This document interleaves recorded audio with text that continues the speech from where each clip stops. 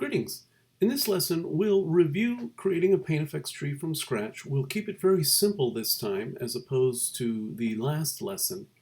And then we'll talk about how we can duplicate or instance that paint effect to create a grove of trees from that singular paint effect tree. I'm in Maya Classic. You may want to come in and restore your default settings. And we'll get started. We'll come to the modeling mode and generate, get brush. And we're just going to start with the default paint. We'll click here and I'm just going to drag a short stroke. We're in the attribute editor. I'll come to default paint and right, if this was all closed, you would come to tubes, turn on tubes. I'm also going to hit the Q key or the select tool so that I don't inadvertently paint again. I'm going to come back to the stroke tab and then pull down the density till I'm left with just one tube. So there is my singular tube. I'll come back, right, I'm in stroke. We'll come back to brush. And now we can come down to tubes. We'll bring the elevation max up and the min not quite there. We'll start with our length, let's say 10, and we'll make our min 8. Our tube width 1, we'll make a value of 1, and we want that to thin out, so we'll leave the width 2 there. We're working in monochromatic order here, so we're just going to come to shading and turn that color off so we just have a black stroke.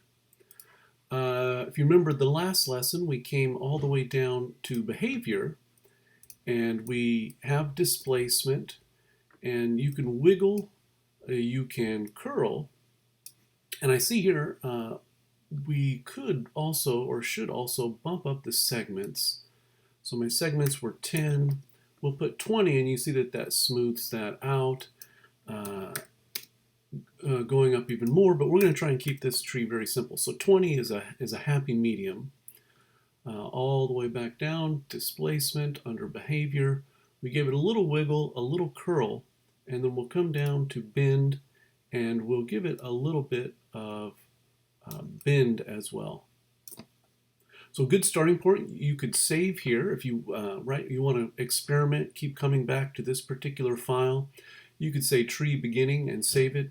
Experiment, maybe you run in, maybe your computer crashes, maybe you do something that you don't like and you can't figure out how to get back. You can just come back and open this file here. So I'll close displacement and bend under behavior, and we'll begin to build the branches. So I'll come here. Now in the last lesson, we cranked this up to 4, 5, 6, depending on your processor power. We're just go for 3 for this. 3 is sufficient and won't overburden your processor. And then we can play with the twisting, the split max depth, and we'll just pull this up to give us one extra set of branches. So in this case, I'm at 2.1. or almost 2.2. We have the branch dropout, we'll leave that. Split random, that's actually kind of interesting. Bump that up a little bit. Split angle, right? So would you like your tree? Put it about there. Twist, we played with decay, we'll leave that down. And let's move on to twigs. So our twig kind of doesn't look, it looks more like thorns. So we have to come down first of all to twig start, and we'll just drive those up towards the end. And then our angles. So we'll pull that angle up, and now they look a little bit more like twigs. You can change the length, right? You can change the dropout. Twist stiffness, so get in there and experiment with those. Remember, you should be taking notes and jotting down notes as you're working. Let's go on to leaves. Now, in the last lesson, we contoured a leaf. I also alluded to the fact that we'll be doing texturing leaves. But for now, for this simple version where we're making a grove to be viewed at kind of a distance, we really don't have to worry too much about the contour of the leaf. You could go back to that previous lesson and add that in here, but we're going to keep it simple. I do want to come to leaf start, right? We did the same thing with twig start. We'll come to leaf start and we'll just drive those up towards the end there. And then with the leaves, you want to have the randomness. So let's see, sorry, I've lost my place. You can go leaf dropout, leaf length. Here's our widths. Leaf angle, right? We'll have those come up. We can bend a little bit and then twirl, flatness. We'll leave that alone. Leave the flatness at 1. Last time we brought that down and gave ourselves a third dimension to the leaf, but we're trying to keep this one very simple. So we're going to leave the leaf flatness at 1. Leave that. If I pull it back, it really increases the number of faces, the complexity of the tree. So leave that there. Size decay. This is what I was looking for a moment ago. And size randomness. And yeah, so decay and randomness gives us some variability to those. And then we're working in just black and white. And we've got a very sparse tree.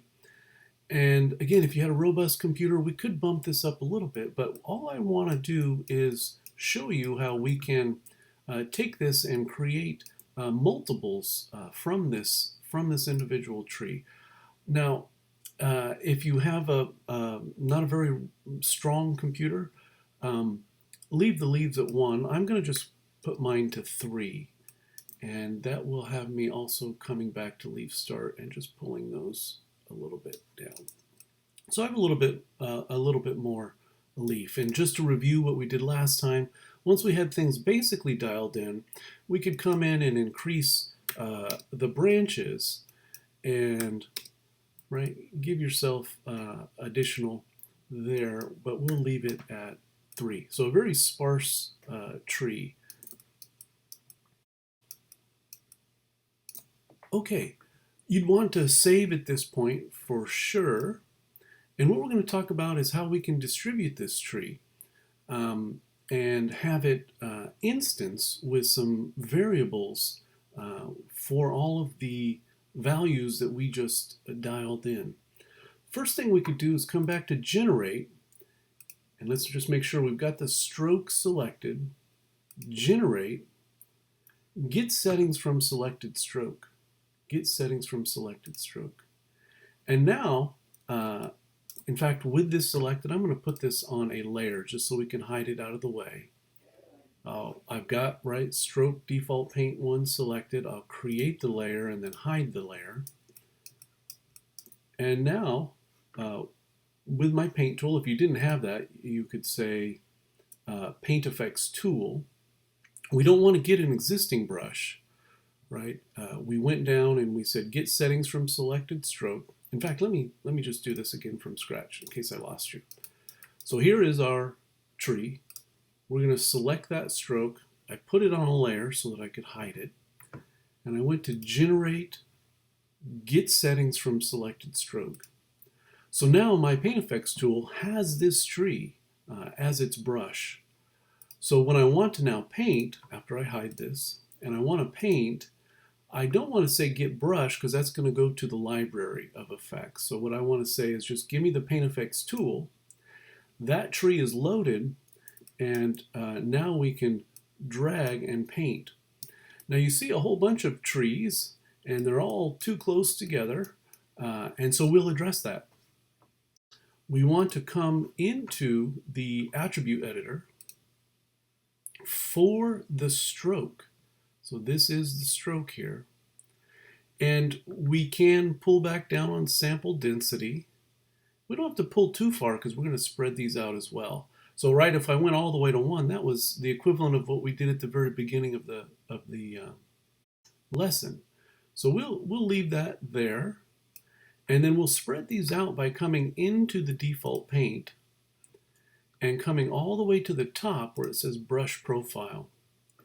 And the brush width, right, is referring to that stroke. And so right now we have a very thin stroke and all the trees are in the same place. I'm also working very large. I'm probably working larger than we should. In the next video, I'll address that. I'll make a note of it here. We're working a little bit large, but for this particular lesson, it's okay because we're just after a render of our grove. But if we were working in a production, we would want to make these smaller at the beginning of the process. But we're fine for now. The brush width is what I was referring to, and I was reminded that we're working a little large because we'll have to put in a large number. So when I put in 50, that spreads out that brush, and I could even put in 100 and really spread that out. So I'm going to go back, let's say 40. And we have a grove of trees, and they're all a little bit different. You can see sometimes it gets wonky. We put in curl and wiggle. If you put in too much curl and too much wiggle, you might see a lot of that. You could come back to that original brush, dial down the curl and wiggle down in displacement, and you probably will get much less of that, or you will get much less of that. Now another thing that's fun to do, right, we're in brush currently, let's come back to stroke. You can change the seed. So this will just kind of change the random variability of what is laid down. And right, we've got some kind of in the same place, but that's okay. You could increase that brush size. And let me just review. Let's make a larger stroke. So we'll come to our display layer, and let's shrink this down now. So let's go ahead and we'll come into not the scale tool, sorry. Let's come in and we'll do it. Note also, because I put this on a layer, there's a layer tab there. So there's our stroke tab, there's our brush tab, there's a new layer tab in between. So we'll come down here and let's put this to 1, so much smaller, global scale. We'll come to generate, get settings from selected stroke. In my channel box, I'll hide this away. Your brush is here, but if it wasn't, remember that we're coming to Paint Effects Tool, not Get Brush, but Paint Effects Tool.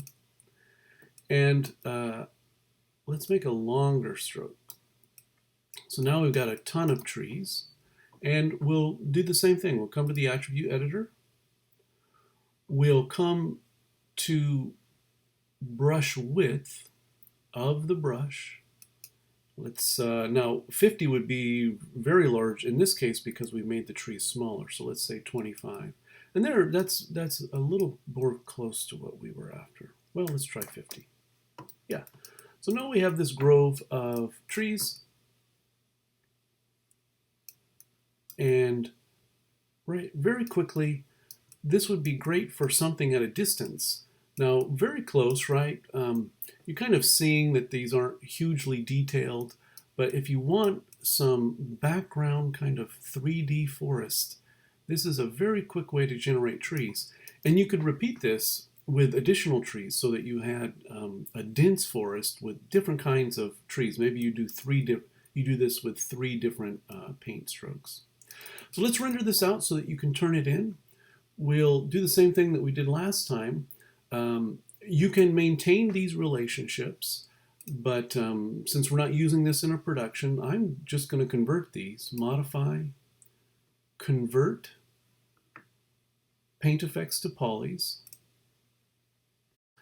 We'll go ahead and delete all of our history, delete all by type history, and then I'm just going to get rid of our original strokes that were hidden. So I had my original tree that we created this instancing from, and then I had my new additional strokes, and I'm just going to delete all of those. So we're just left with our trees here, this one singular group. We'll create our ground plane. If you recall the last lesson, we'll make this nice and large. Let's say 500. We'll assign a Lambert to it. Oops, I went into component mode. I'll right click to object mode. Assign new material. we'll come down and make a Lambert. And if you recall, we turned it up to white, still rendered kind of gray. So we turned up the diffuse, still rendered a little gray, and then we bumped up the incandescence. Not so much that we lose our shadow, but enough so that the background and ground plane are both white. We need to come to our perspective and also make that white. And then we'll create our light, a directional light in this case. And let's recall, we want to be looking down the Z. Z is front, so we'll say this is what we're looking down. I have my directional light selected. I'll hit the T key, and we can turn lights on at this point, and we'll turn shadows on, and then I can pull that up, and we'll do our standard, right, if we're looking down Z, this is where we're going to look down. This is kind of 45 degrees over and kind of 45 degrees up, the position of a main light. We don't need a rear light in this case, and we don't need a fill light because we're just going for this monochromatic. And we'll turn on our resolution gate, give ourselves a composition there, maybe zoom in, and then we'll make sure we're in Maya software. We're just rendering a very basic. We're going to, yeah, let's leave it at this, let's do standard high def, which is HD 1080. So since this is more horizontal, this is more of a landscape view, obviously. Let's do the 1920 by 1080. This is standard Blu-ray high definition, which is great for uploading to YouTube. So we'll leave that there. And then, of course, if we rendered, right, if you recall, we wouldn't see the shadow because our shadows for our directional light are ray traced. Ray trace are off by default in the render settings. Ray tracing would really slow down this render without giving us very much, without giving us any advantage, really. So we're going to use depth map shadows, the cheapest, most economical shadow in all the rendering engines. But if you're doing, something graphics like this, it's completely sufficient. We'll hit the 5, and then you can bump up the quality depending. I'm going to leave it at preview quality, just so that it doesn't take forever to render. So you might want to render it, and then once you get that one, bump it up and see if your system can handle doing a production quality render at this kind of high definition size. So we dialed all that in. A detailed explanation for each of those steps was at the end of the last video. So if you hadn't watched that video, right, some of that may have seemed kind of fast, but I explained it there. I'm executing it here just for the sake of time, kind of quickly, and we'll render this out.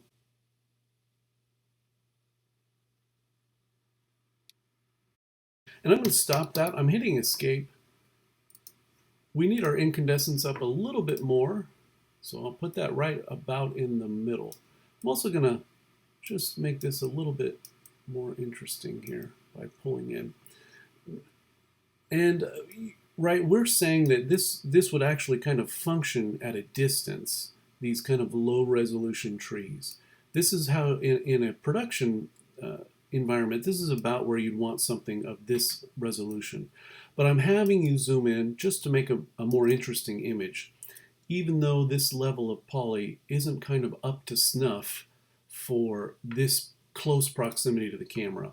So we're getting in there nice and close for you to turn in an image so that I can see it and evaluate it. But in a production environment, these trees are a little bit too low resolution to be rendered this closely.